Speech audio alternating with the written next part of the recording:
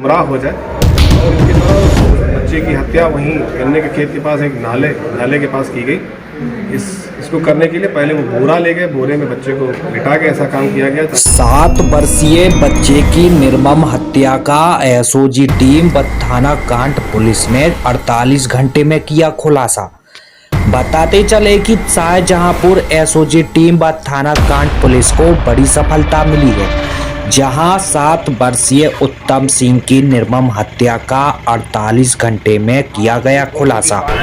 थाना कांट क्षेत्र के गांव मीर बैसेपुर में 2 दिन पहले 7 वर्षीय के एक मासूम बच्चे का शव गेहूं के खेत में पड़ा मिला था। शाहजहांपुर से अभिषेक कश्यप की खास रिपोर्ट। क्या हुई थी और बड़ा खुलासा पुलिस ने किया? ये 18 तारीख को ये बच्चा है जिसकी उम्र लगभग 7 वर्ष है, जिसका नाम उत्तम सिंह है। ये मीरवैसपुर गांव है, थाना कांट अंतर्गत। इसके गायब होने की सूचना 19 तारीख को सुबह थाना कांट पर दी गई उनके परिजनों द्वारा, जिसके आधार पर तत्काल विधिक कार्रवाई करते हुए अभियोग पंजीकृत किया गया 363 IPC और इसकी तलाश की जा रही थी। शाम को ये सूचना मिली कि इस बालक का शव उनके ही ताऊ जी के खेत पे मिला है, गेहूं के खेत में। जब पुलिस मौके पे पहुंची, सभी अधिकारी मौके पे पहुंचे, तो जो चोटें देखी गई उस बच्चे के शरीर पे, उससे ऐसा प्रथम दृष्टया प्रतीत हो रहा था कि कोई तंत्र विद्या की गई हो, क्योंकि उसके गर्दन पे 2 चोट के निशान और उसके अलावा उसके पेट पे लगातार एक सीध में कुछ निशान बने थे और एक धारी भी बनी हुई थी। तो ऐसा कयास लगाया जा रहा था कि कोई तंत्र से संबंधित कुछ ऐसी घटना हुई हो, लेकिन उसके अलावा भी और ऑप्शंस थे जिस पर पुलिस लगातार छानबीन कर रही थी। इसके एक भाई जिसका नाम प्रशांत था, उसने ये पुलिस को सूचना दी कि उसके मोबाइल पे 14 अंक के नंबरों से 2 कॉलें आई थी और उस पर वो ये बता रहा था, जिसने बात की उसने ये बताया कि तुम्हारे भाई के बारे में मैं जानता हूँ, 2 लोग ले गए, लेकिन मैं नहीं बताऊँगा कि मैं पुलिस में फंस जाऊँगा।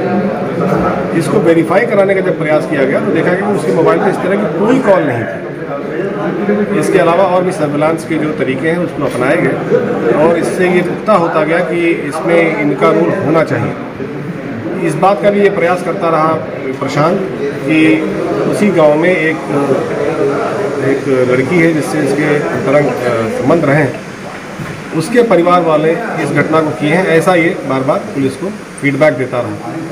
ये प्रयास होता रहा कि उनको इस मुकदमे में मुलजिम बनाया जाए।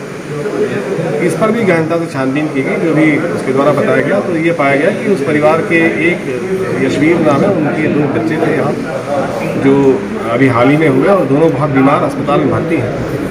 तो इस ओर ये गुमराह करने का प्रयास कर रहा था कि इन बच्चों को की वजह से ये तंत्र विद्या की गई है, उसको भी तंत्र विद्या की गई है, उसको भी वेरीफाई किया गया बहुत प्रॉपरली और ये पाया गया कि इस तरह की कोई घटना नहीं हुई।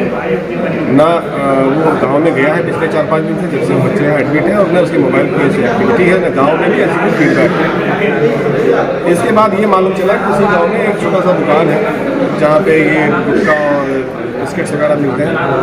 तो इस दुकानदार से ये मालूम चला कि लगभग 10:30 बजे के आसपास 18 तारीख को ये बच्चा आया था और उसने 40 रुपये का गुटखा मांगा और 2 नमकीन के पैकेट लिए। इस पर ये दिमाग में बात आई, जो टीम लगी हुई थी, कि ये बच्चा तभी जा सकता है वहाँ किसी के कहने पे जो उसका सगा करीबी हो, उसके विपक्षी के कहने पे ऐसा काम नहीं कर सकता।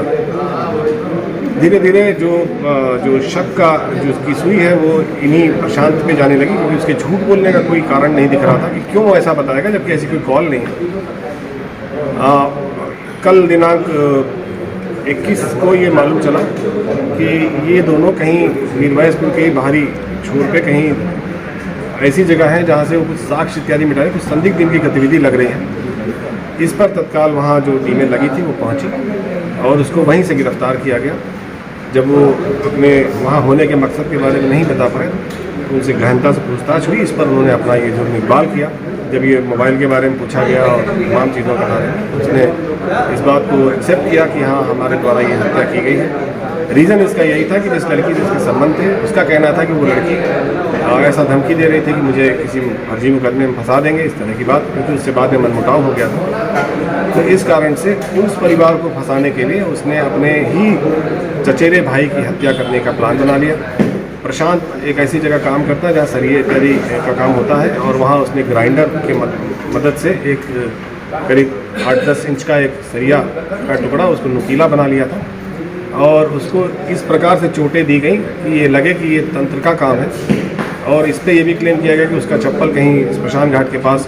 तो ये सारी चीज़ें इन्होंने प्लान की कि इस तरह से मारा जाए और इस तरह से कॉल किया जाए, बताया जाए, और इस तरह से ताकि पुलिस गुमराह हो जाए और इनके द्वारा उस बच्चे की हत्या वहीं जाए, और इस तरह से ताकि पुलिस गुमराह हो जाए और इनके द्वारा उस बच्चे की हत्या वहीं गन्ने के खेत के पास एक नाले के पास की गई।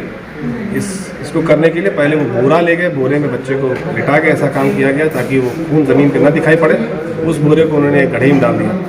इन्हीं के निशानदेही पे वो सरिया बरामद हुई जिससे उसकी हत्या हुई, वो बोरा बरामद हुआ जिस पर रख के उसकी हत्या की गई, और इसके पश्चात एक अवैध असलाह भी बरामद हुआ इनके कब्जे से, जिसको रख के वो लगातार डराते रहे। इन्होंने ये बताया कि उस लड़के को इन्हीं ने भेजा था 50 रुपये का नोट देके कि तुम गुटखा ले आओ 40 रुपये का, और 10 रुपये का लड़के ने नमकीन ले लिया था। दोनों पैकेट भी वहाँ मौके पर मिले जहाँ ये घटना की गई उनके द्वारा, जो नमकीन के पैकेट खाए हुए थे।